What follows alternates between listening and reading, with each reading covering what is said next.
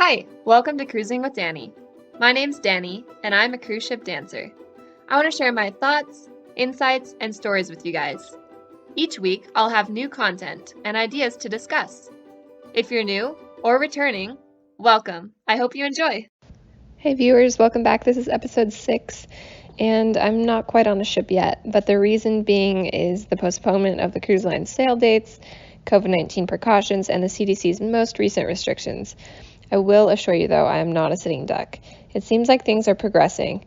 I'm excited to get back on a ship, but until then, I want to share one of my stories, not about the cruise line, but instead about all the exciting adventures that I've completed in the meantime, as I wait for my official departure date to start rehearsals as a performer with a cruise line. I've been taking advantage of Utah's mountain ranges and hiking terrain. In fact, my boyfriend and I went hiking so much this summer that we have hiked well over 100 miles in just 2 months. Our most recent adventure that I want to talk about was to Utah's tallest mountain. It's called Kings Peak. The location of the summit is so far in the Uinta mountain range that you have to backpack in, camp, hike the summit up and down, camp again, then hike out. A 3-day trip with 30 plus miles. Although the app titled All Trails will tell you an inaccurate approximation of 26. I was inspired to share my experience of hiking the tallest mountain in Utah after reading a blog post by Richard Fox. My boyfriend, his brother, and I packed our backpacks with essential items like food, sleeping gear, a tent, bug spray, sunscreen, cooking gear, emergency items, hiking poles, water filter, jet stove, chapstick, toothbrush and toothpaste, bear spray, warm clothes, a day pack / camelback, and small items like a whistle, signal mirror, multi-tool, pocket knife, etc. Then we drove out of Utah through Wyoming back into Utah to reach Henry's Fork Trailhead. Here's a fun tidbit we didn't know prior to setting out on this journey. National Geographic just named the Henry's Fork Trail to Kings Peak as one of the top 10 treks in the entire world. Apparently, it takes months of training for a hike like this. Well, bad news, I did it with 2-inch gashes on my feet from cutting my soles on shells in the Tijuana River just 4 days prior.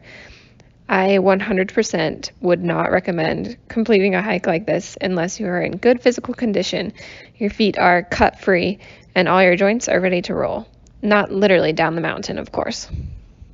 I have pretty tough feet for a dancer, but I don't think I've ever been in more pain than I was after hiking Kings Peak with those cuts. They may not look that bad to you, but it was a lot of miles on very sore feet. But I wrapped my feet up with extra band-aids and socks handy and attempted the climb. After reaching the trailhead, it was about 8 miles to our camping spot on a well-marked path, neatly tread down by horseback riders and previous hikers. We camped at a place called Dollar Lake, where we saw a moose, took a swim, and used our filter to collect water for dinner and refill our packs.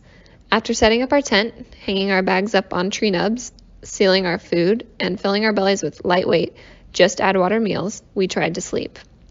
My inflatable sleeping pad, pillow, and sleeping bag were good quality, but even with activated hand warmers, I had chills through the night.